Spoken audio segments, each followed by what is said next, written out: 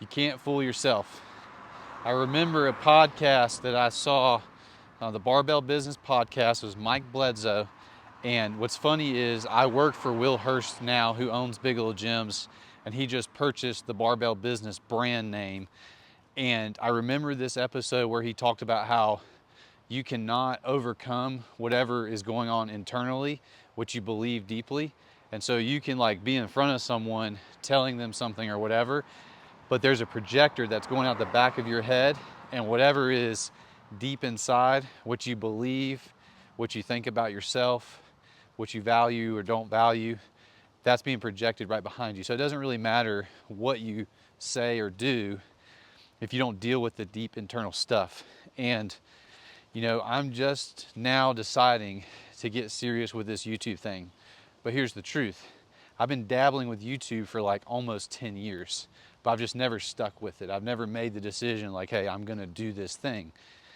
And it's kind of sad because, think about what I could have done for 10 years, right? But deep down, I think the real thing is I didn't quite believe I had either the abilities or the concepts or just the stuff to talk about, right? But now as I'm learning more about myself and walking in life, doing the stuff that I'm doing, I'm like, no, like this is really good stuff to put out. Like talking to men in sobriety about how to be more fulfilled in recovery, in their careers, just all these things, right? Like that's a valuable thing. It's something that I've experienced over the past 13 years. But if it's taken me 13 years to get to this point, what if I could help someone get there in 6.5 years, right? Half the time, or even better, like a year. And I don't think there's a lot of stuff out there, but it's almost like it took me time to value myself and value this. And now I'm doing it, but like I'm getting better traction. I'm getting better results. And the past year, I've sold my business. I now work in sales full time. And the main reason to do that was to have more mental capacity for stuff like this, where I was actually not so consumed with working all the time that I didn't have time to actually make videos or thinking this stuff out and getting these ideas out and getting them into this format, because until I do this part of the work, it doesn't exist, right?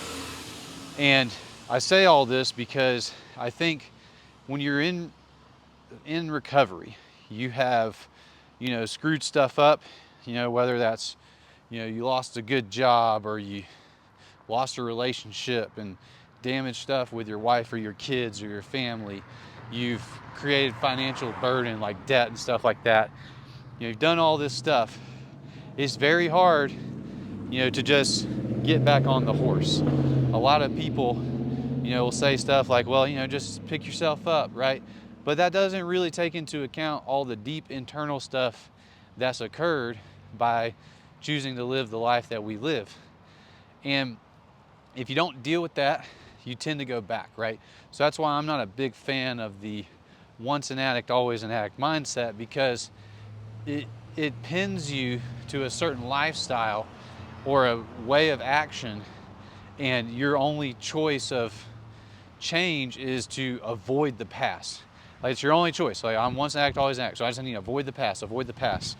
It never actually says, well, maybe like my identity right now is constructed on, being an addict and just getting out of that. But what's to say that you couldn't choose to live differently and then move forward into a new life and a new future, right? And that's my belief, is that you can build a better future, right? And then you can choose to live that way today. Like you can choose a sober state today. And that's like big for me. I was just journaling about different video ideas and topics, and I want to do some more formal, like laid out structured stuff, but I also find it valuable to do this where I'm just like, hey dude, look, you don't have to live like you used to live. But like I don't want to sit here and say that like I don't understand the internal stuff that you got to go through, like how you feel. That stuff's real, man. Like you feel like a failure, you feel like a screw up, you feel like, there's no way that you could figure this out. There's no way that you could have normality in your life again. You know, you've tried so many times, you tried this way, you tried that way, you did this program, you did that method, and you feel like ain't nothing working. Like, dude, I get that, right? And so I'm here to encourage you, like, you can feel that way, but you can choose to live in the state of sobriety that builds the life that you want today. Are you gonna feel perfect? No. I still have days where I'm like, man, the world's falling.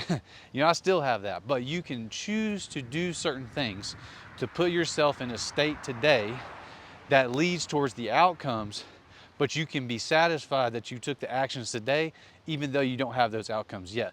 That's a state, like how you presently are. You don't have to wait, you don't have to do anything. And so as long as you have that projector though, you know, the internal stuff that's telling you like, well, maybe this time, I don't know, we'll see. And you don't have anybody like me saying, hey, no, you can do this thing. It's very likely you'll stay stuck.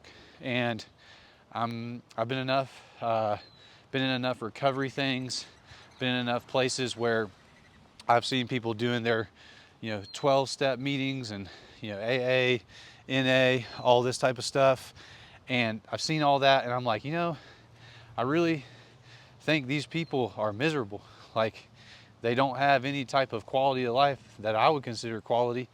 And then their mindset and the way they feel, the negativity, the past focused mindset, it's just damaging to me, man. And I feel for those people because they're honest people.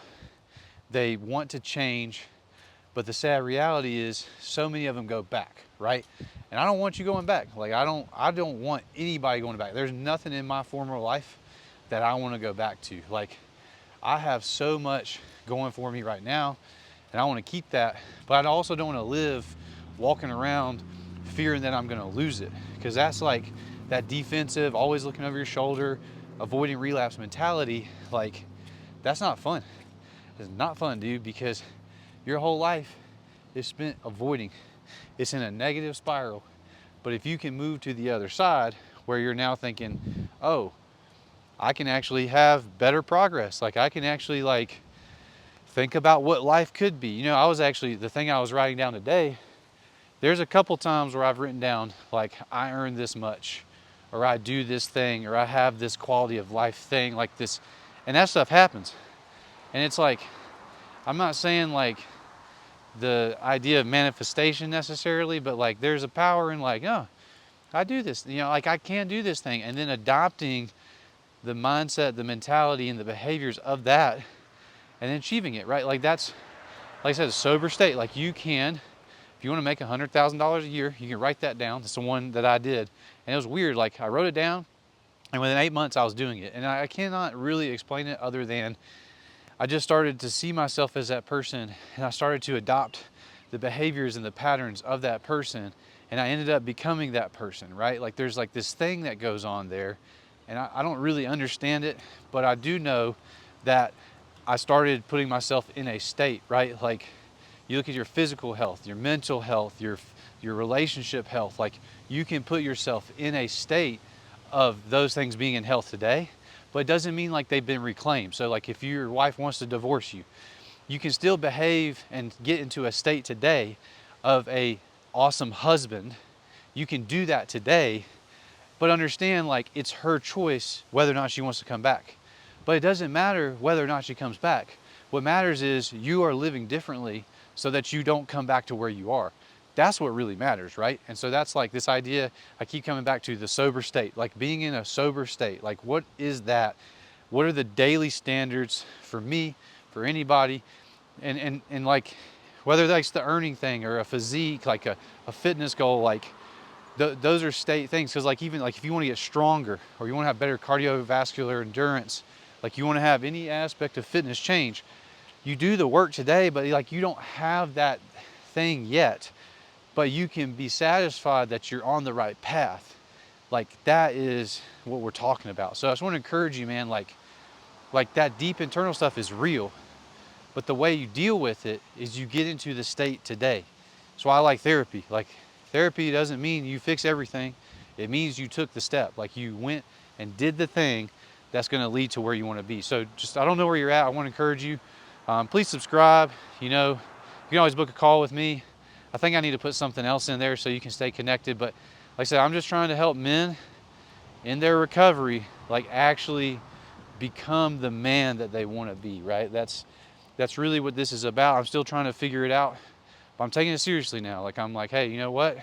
It's time to do this thing. It's trying to play this game, this YouTube thing, this build the tribe. That's what we're doing. So I appreciate you guys. If you've watched this far, dude, just book a call with me, man. I'd be happy to talk to you and understand where you're at and help you and guide you. Thanks. I'll see you guys later.